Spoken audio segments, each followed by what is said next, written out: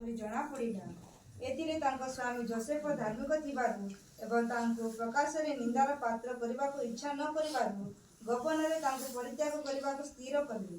କିନ୍ତୁ ସେ ଏହା ମନସ୍ଥ କଲା ପରେ ଦେଖ, ପ୍ରଭୁଙ୍କର ଜଣେ ଦୂତ ସ୍ୱପ୍ନରେ ତାଙ୍କୁ ଦର୍ଶନ ଦେଇ କହିଲେ, ହେ ଦାଉଦଙ୍କ ସନ୍ତାନ ଯୋସେଫ, ତୁମର ଭାର୍ଯ୍ୟ ମରିୟମକୁ ଗ୍ରହଣ କରିବାକୁ ଭୟ କର ନାହିଁ, କାରଣ ତାହାଙ୍କର ଗର୍ଭ ପବିତ୍ର ଆତ୍ମାଙ୍କ କର୍ତ୍ତୃତ୍ୱ ହୋଇଅଛି।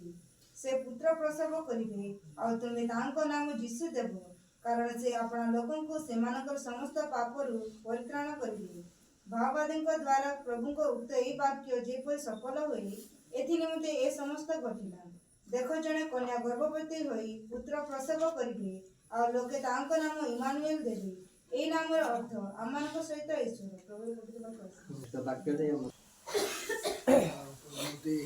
ସୁଯୋଗ ଦେଲେ ଆଉ ଆଜି ପ୍ରୋଗ୍ରାମ ଦେବା ପାଇଁ ସୁଯୋଗ ପାଇଛି ବୋଲି ଧନ୍ୟବାଦ ଦେଉଛି। ବିଶେଷ ପ୍ରାର୍ଥନା କରୁଅଛି। ଆଜି ମୋର ଅନ୍ତିମ ସମୟ ନେଇଛି, କିନ୍ତୁ 21 ତାରିଖ ଅନ୍ତିମ ସମୟ। ଆଉ ସେଥିପାଇଁ ଆପଣମାନଙ୍କୁ କହୁଛି ଗୋଟେ କଥା। ଆଉ ମୁଁ ତ ବାକି ବି କିଛି ବନ୍ଧା କହିବେନି, କିଛି କହିବେନି।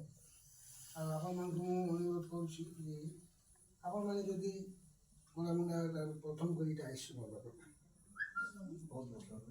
ବହୁତ ବର୍ଷରେ ଆସିଛୁ। ଆଉ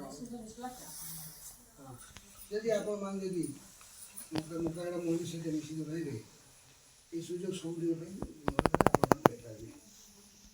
ତେଣୁକରି ମୁଁ କହୁଛି, ଆଉ ଯଦି ମୁଁ ସିନା ନଥିବି ଆଉ ଅନ୍ୟମାନେ ଥିବେ, ମୋ ଦେହର ଅସୁସ୍ଥ ହେଲେ ମୁଁ ରିଟାୟାରମେଣ୍ଟ ନେବି। ଆଉ ମୋ ରିଟାୟାରମେଣ୍ଟ ନେବାର ନଥିଲା,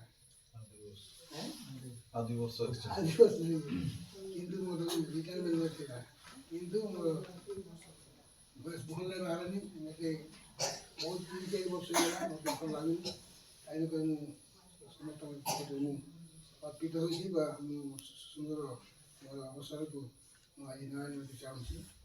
ସେ ଯାହା ହଉ, କିନ୍ତୁ ମୁଁ କିଛି କହିବି ନାହିଁ, ଯଦି କଥା କହିବି। ଆଉ ଆପଣମାନେ ଯେତେ ମଧ୍ୟ ଅଛନ୍ତି, ସମସ୍ତେ ଯଦି ମୁକାବିଲା ମିଶିବ ଆମର ମଣ୍ଡଳୀରେ, କିଛି ଆପଣଙ୍କର କୌଣସି ଉଣା ବି ହେବ ନାହିଁ।